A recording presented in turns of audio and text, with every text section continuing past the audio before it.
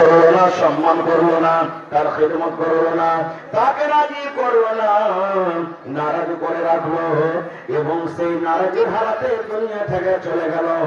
ওই লোকটা যেন হালাক হয়ে যায়, ওই লোকটা যেন বরবাদ হয়ে যায়, ওই লোকটা যেন ধ্বংস হয়ে যায়। নবীজি তখন বললেন আমিন। আমিন মানে আল্লাহ তুমি কবুল করো।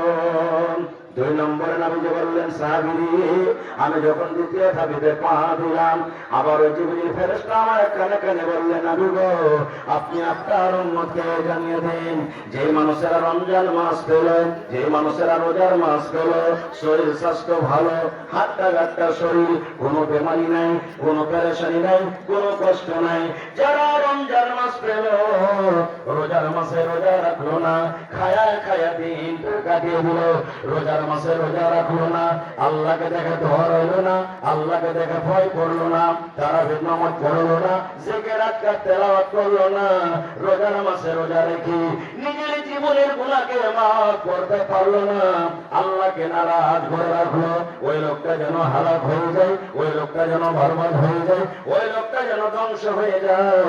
নবীজি তখন বললেন আমিন। আমিন মানে আল্লাহ এটাও তুমি কবুল করে নাও।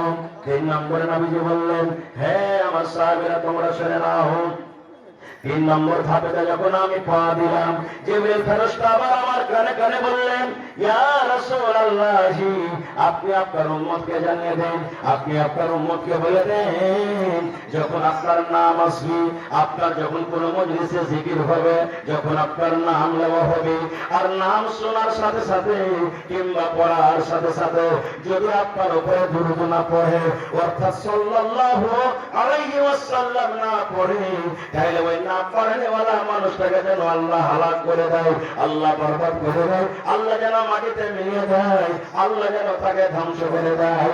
তখন নবীজি বললেন আমিন। আমিন মানে আল্লাহ তুমি তো কবুল করো। নারে তাকবীর। তিনটার মধ্যে একটা, যেটা আমার বিষয়ে আমি আলোচনা করছি, নবীজি ধাপিতে চাপলেন, বললেন আমিন।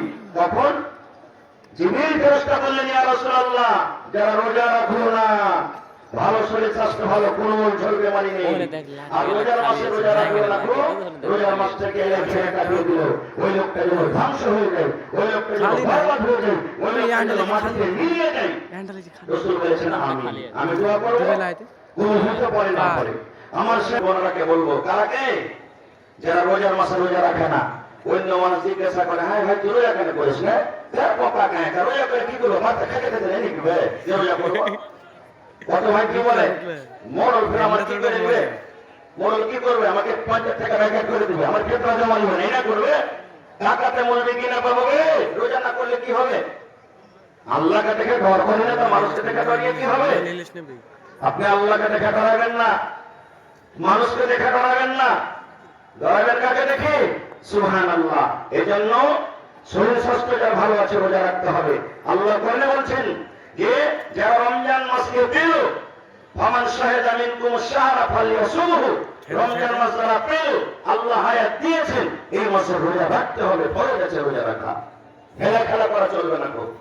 সুবহানাল্লাহ। কত আল্লাহ বান্দা আছে রে ভাই, 11 মাস একবার মাস আয়রা সাড়ে ঘুরে বেড়াবে, আর যেমনি রমজান মাস চলে আসবে